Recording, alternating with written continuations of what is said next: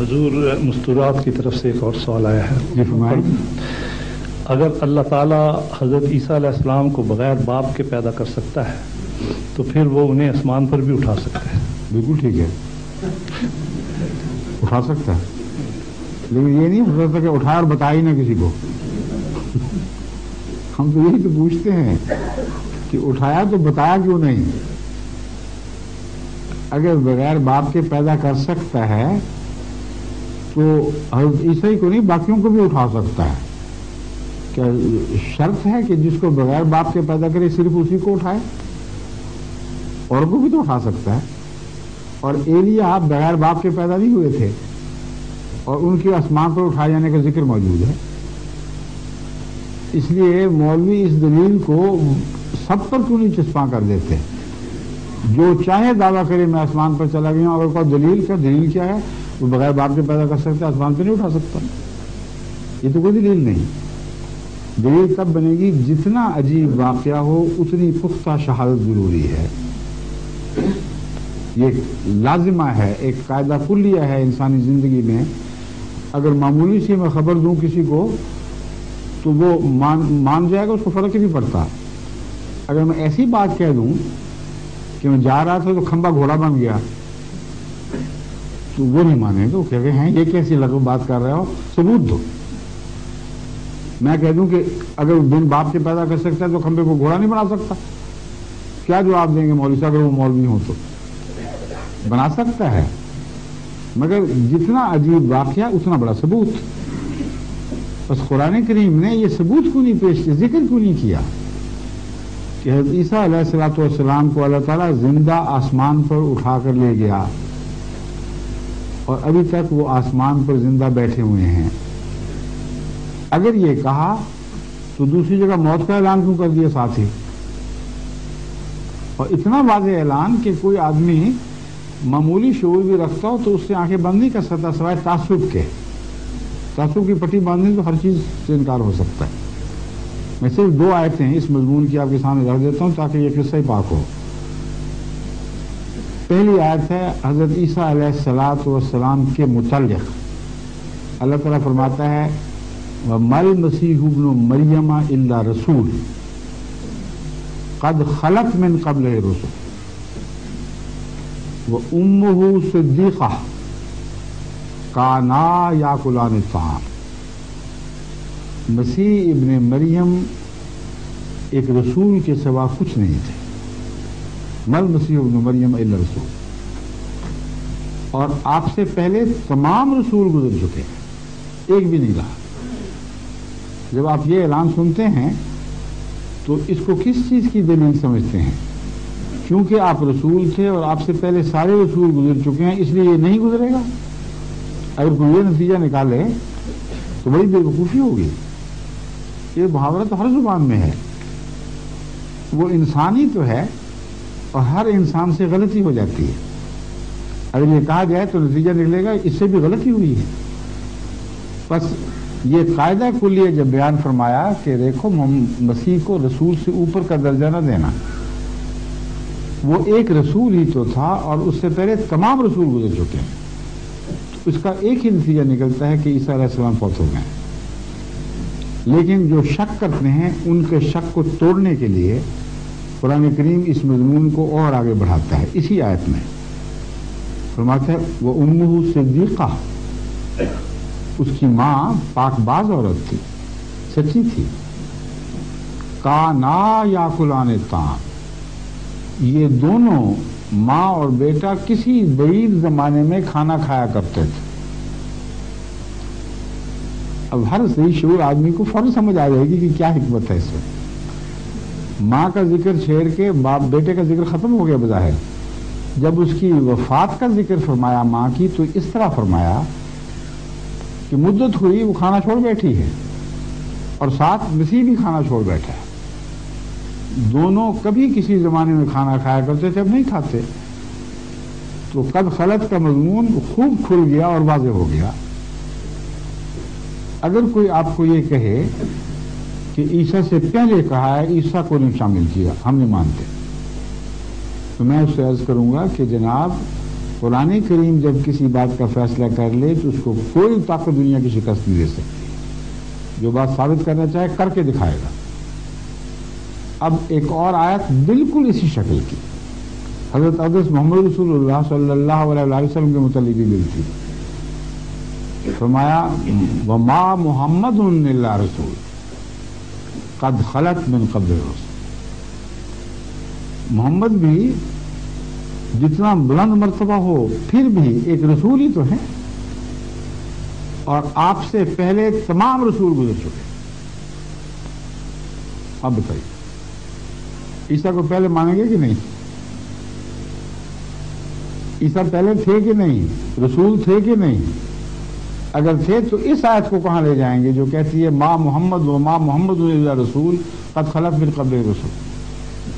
دوسرے حضرت عیسیٰ کی بات کیوں کی گئی خاص طور پر؟ صاف ثابت ہوتا ہے کہ اس نبی کے متعلق غلط عقیدے قائم ہونے تھے.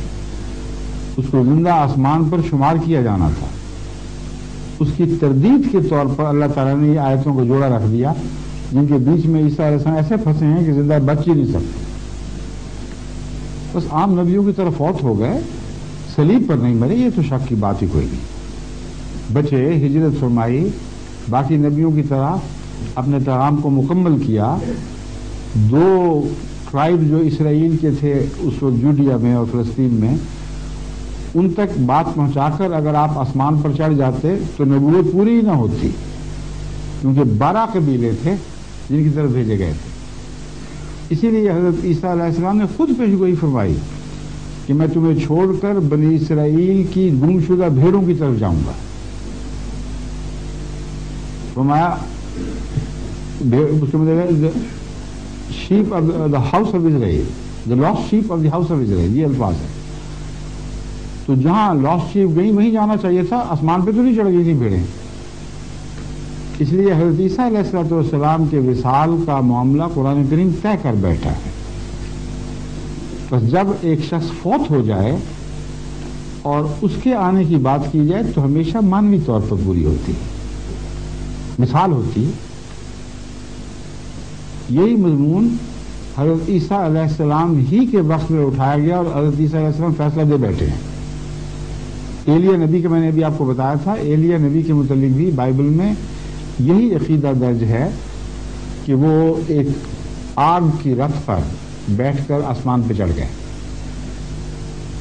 اور مسیح کی آمد سے پہلے اتریں گے اسی رتھ میں بیٹھے ہوئے. جب مسیح تشریف لے آئے اور کوئی ایلیا نہیں اترا، جس طرح آج مسلمان علماء ہم سے پوچھتے ہیں کہ مسیح کو پہلے اتار کے دکھاؤ پھر ہم مانیں گے مرزا صاحب کی بات، اسی طرح شوخی کی ان کے ساتھ حضرت عیسیٰ کے ساتھ یہود علماء نے. انہوں نے کہا تم کہاں سے آ گئے، پہلے ایلیا کو تو لا کے دکھاؤ. حضرت عیسیٰ کا جواب وہ حقیقت کا جواب ہے جو ہمیشہ کے لیے اس مسئلے کو حل کر دیتا ہے. حضرت یوحنا بپتسمہ دینے والے کی طرف، یعنی لفظ یوں اشارہ نہیں مگر ان کا ذکر ذہن میں رکھتے ہوئے آپ نے فرمایا یوحنا بپتسمہ دینے والا یہ وہی ایلیا ہے جس نے آسمان سے اترنا تھا. چاہو تو قبول کرو، چاہو تو نہ قبول کرو، تمہارا معاملہ خدا کے ساتھ ہے.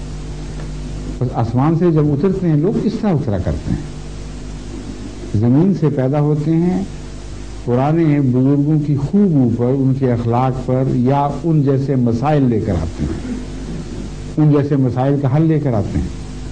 اگر یہ مشابہتیں ثابت ہوں تو پرانے کو، نئے کو پرانے کا نام دے دیا جاتا ہے، جس طرح یوحنا کو ایلیا کا نام دے دیا گیا. تو یہ ہمارا عقیدہ ہے کہ عیسیٰ علیہ السلام قرآن کی روح سے قطعاً فوت شدہ ثابت ہو چکے ہیں. اس لیے جس نے بھی آنا ہے خوبو پر آنا ہے. یہ بحث نہیں ہے کہ ناممکن ہے اللہ کے لیے. میں نے کب کہا ناممکن ہے؟ اللہ تعالیٰ کے لیے کچھ بھی ناممکن نہیں، مگر یہ ناممکن ہے کہ وہ اپنے قانون قدرت سے ہٹ کر بات کرے اور اس کا کوئی ذکر بھی نہ کرے. یہ تو ہو ہی نہیں سکتا. اس کے برعکس ثابت کر دے. ایک طرف کہے میں نے عیسیٰ کو زندہ آسمان پہ اٹھا لیا، دوسرا طرف کہے کہ وہ مر چکا ہے باقی نبیوں کی طرح. یہ کیسے ہو سکتا ہے کہ کلام الہی میں تضاد ہو؟ یہ اس سے زیادہ ناممکن ہے جو یہ ناممکن کی بات کر رہے ہیں.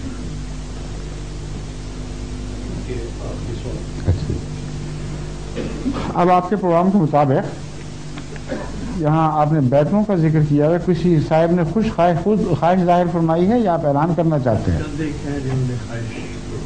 یعنی یہاں آنے سے پہلے فیصلہ کر چکے تھے؟ ٹھیک ہے، تو اب یہ اٹھائیے میز، یہیں بیٹھ کے ابھی بیٹھ لے لیتے ہیں، پھر 10 منٹ کا وقفہ دیں، پھر نماز ہو جائے گی باجماعت۔ کھانا اس کے بعد ہے، نماز کے بعد؟ ٹھیک ہے، السلام علیکم۔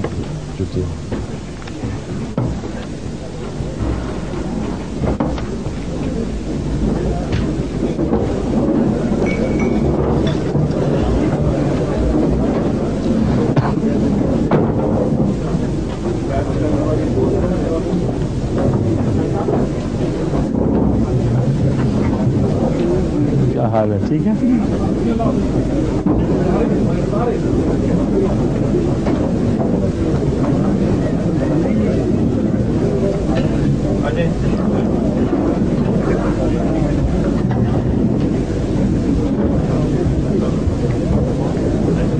السلام علیکم۔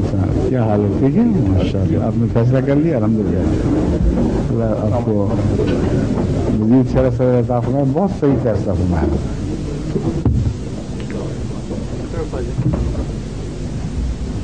السلام علیکم، ماشاء اللہ، آپ نے فیصلہ فرما دیا، اللہ مبارک کرے۔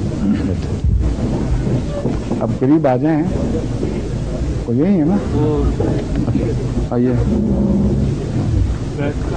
آگے تشریف لیں ذرا۔ یہاں بیعت کا طریق یہ ہے جو قرآن کریم میں درج ہے کہ رسول اللہ صلی اللہ علیہ وسلم اپنا ہاتھ اوپر رکھا کرتے تھے اور باقی سب ہاتھ آپ کے ساتھ ٹچ کرتے تھے، جو نہیں کر سکتے تھے وہ ایک دوسرے کے کندھوں پر ہاتھ لگا دیتے تھے تاکہ جسمانی رابطہ بھی قائم ہو جائے۔ اس لیے ضروری نہیں کہ ہر ہاتھ مس کر جائے، اور اگر یوں پکڑ لیں تو نیچے بھی ہو جاتا ہے اور ساتھ تسبیح کریں، اس کا بھی حرج نہیں ہے، سمجھتے ہیں؟ تو اب میرے ہاتھ کو اب لے لیں ہاتھ میں، میں بیعت کے الفاظ دہراؤں گا اور آگے ہو جائیں گے تاکہ آپ کو بوجھ نہ پڑے، اس پوزیشن پہ تھک جائیں گے آپ۔ اشہد اللہ الہ الا اللہ وحدہ لا شریک لہ واشہد ان محمدا عبدہ ورسولہ۔ اشہد اللہ الہ الا اللہ وحدہ لا شریک لہ واشہد ان محمدا عبدہ ورسولہ۔ آج میں طاہر کے ہاتھ پر بیعت کر کے جماعت احمدیہ مسلمہ میں داخل ہوتا ہوں۔ میرا پختہ اور کامل ایمان ہے کہ حضرت اقدس محمد رسول اللہ صلی اللہ علیہ وسلم خاتم النبیین ہیں۔ میں حضرت مرزا غلام احمد قادیانی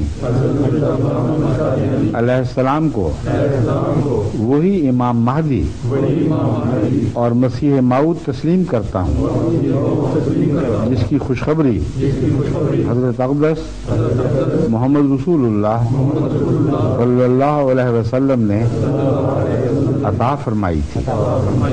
میں وعدہ کرتا ہوں کہ مسیح موعود علیہ السلام کی مقرر کردہ 10 شرائط بیعت کا پابند رہنے کی کوشش کروں گا، دین کو دنیا پر مقدم رکھوں گا، خلافت احمدیہ کے ساتھ ہمیشہ وفا کا تعلق رکھوں گا اور بحیثیت خلیفۃ المسیح آپ کی تمام معروف ہدایات پر عمل کرنے کی کوشش کروں گا۔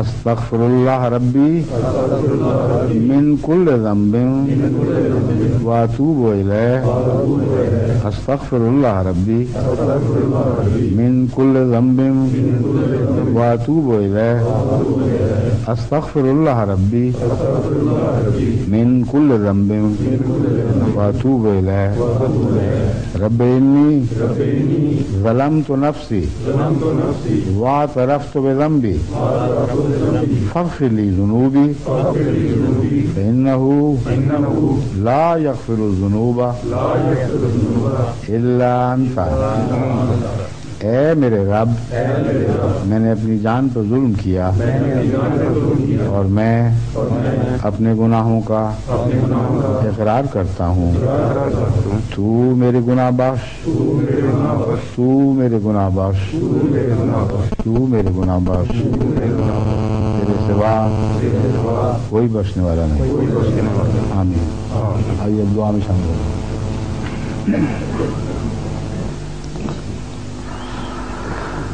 الحمدللہ